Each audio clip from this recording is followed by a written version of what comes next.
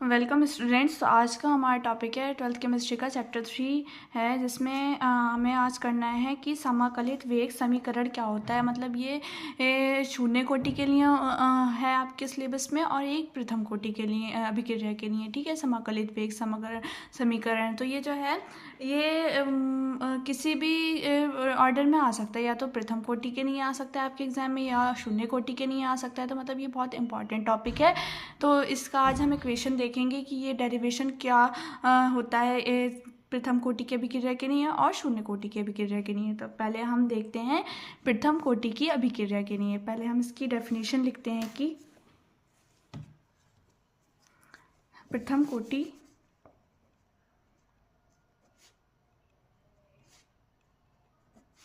कोटि की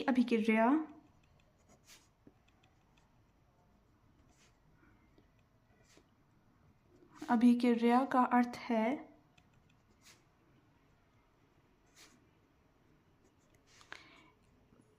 अभिक्रिया का वेग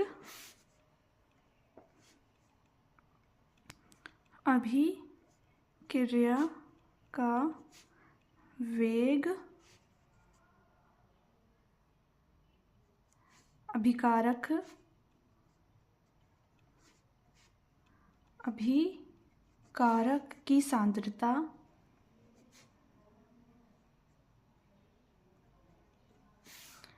के प्रथम घातांक के समानुपाती होता है। ठीक है,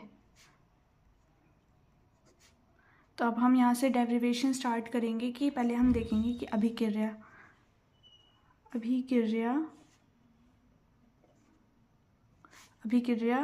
रिएक्टेंट गैस प्रोडक्ट के लिए।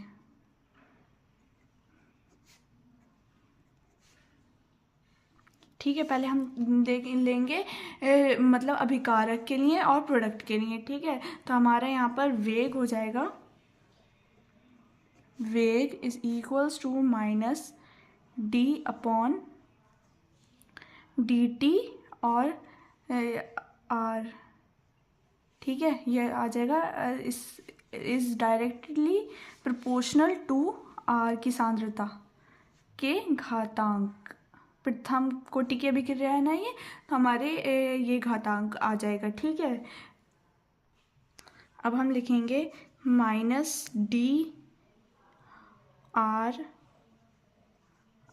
Upon D T. अब हम यहाँ समानुपाती का चिन्ह हटाएंगे तो इज इक्वल्स टू, यहाँ पे कांस्टेंट आएगा, वो है वेग स्थिरांक जिसको हम के कहते हैं, और आर की सांद्रता। ठीक है, अब हम लिख लेंगे इधर।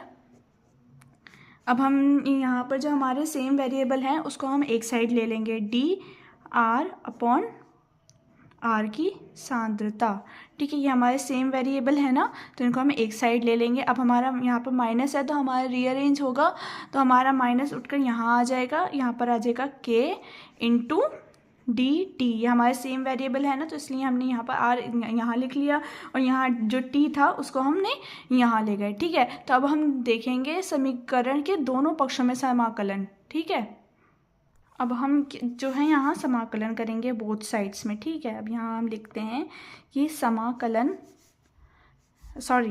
यहाँ पर आएगा समीकरण के दोनों पक्षों में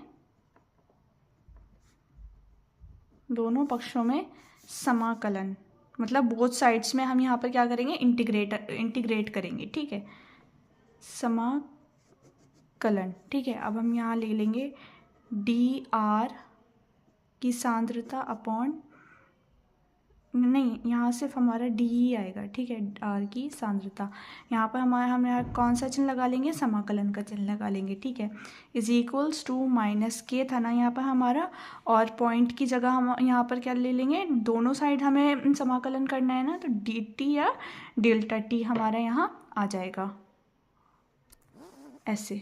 ठीक है, हम लिखेंगे अब समीकरण के दोनों पक्षों में समाकलन। अब देखेंगे हम डी आर अपॉन आर। ठीक है, is equals to minus K, into की जगह हम यहाँ समाकलन लगा लेंगे, जिसे हम इंटीग्रेट कहते हैं, डेल्टा टी या डी टी हम यहाँ लिख लेंगे। ठीक है, अब हम देखेंगे, अब हमारा ये वाला जो है, अब इसका हम समाकलन कैसे करेंगे। तो इसका एक फॉर्मूला होता है जिसे हम कहते हैं, इसको हम ऐसे लिख लेते हैं यहाँ पर कि डी एक्स, यहाँ पर हम लिख लेते हैं डी एक्स अपॉन एक्स, ठीक है, is equals to L N x.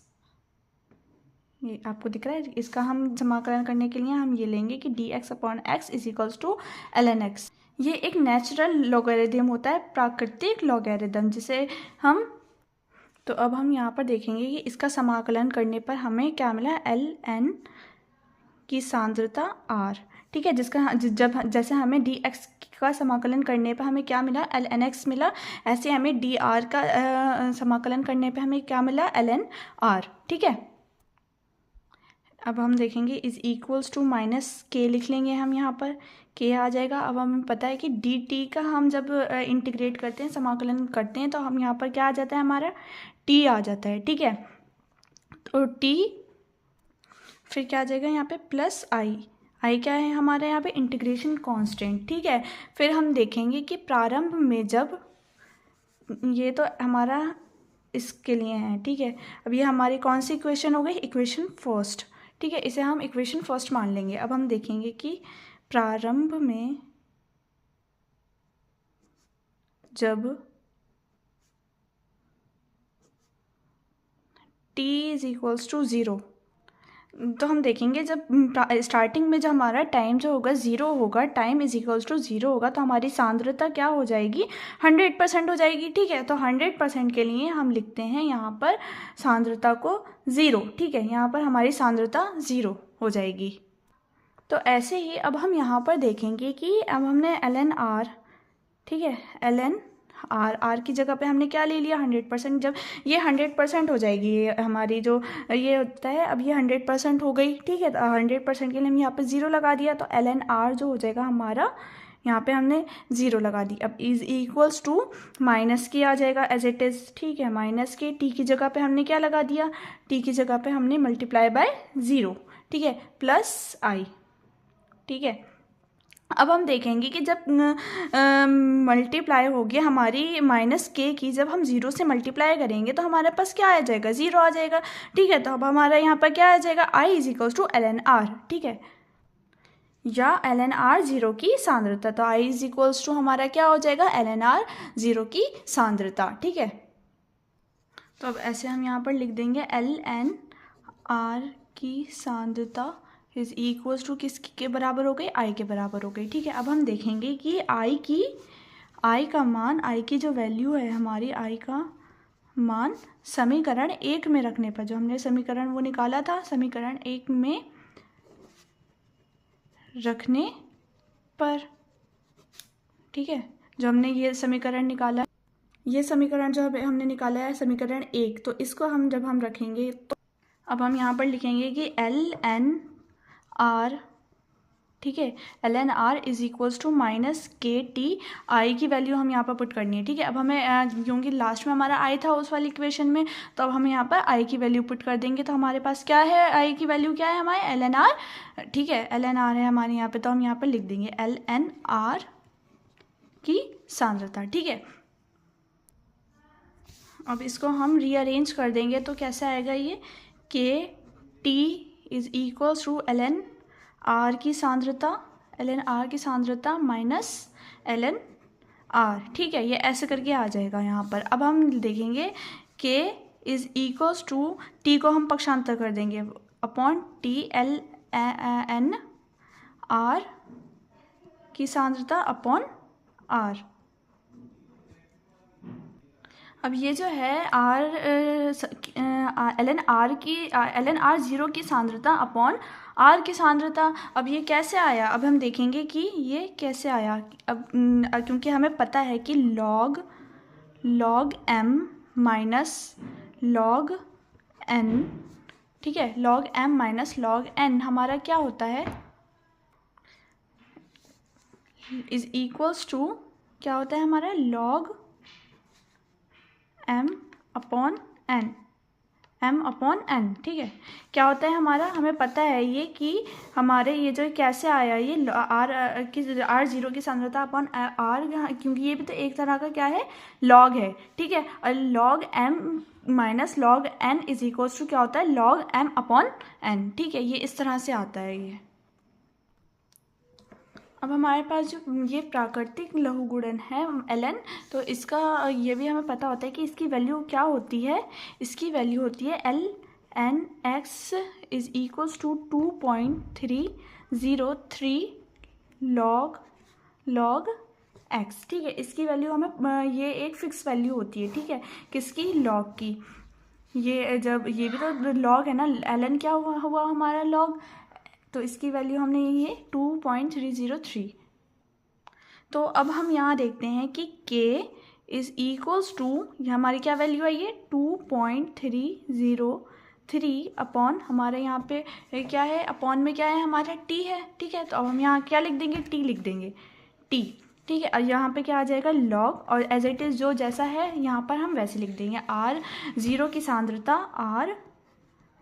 सांद्रता अपॉन r, ठीक है। यही हमारी क्या हो गई, ये हमारी प्रथम कोटि की अभिक्रिया के लिए समीकरण, इसको हम समीकरण सेकंड मान लेंगे, लेकिन ये हमारी प्रथम कोटि की अभिक्रिया के लिए समीकरण हो गई। ये जो होती है बहुत इंपॉर्टेंट है, k is equals to 2.303 upon t log r की सांद्रता अपॉन r, ठीक है। ये हमारे प्रथम कोटि की अभिक्रिया के लिए पूरी डेरिवेशन है, आप लोगों को समझ में आ गया होगा, ठीक है।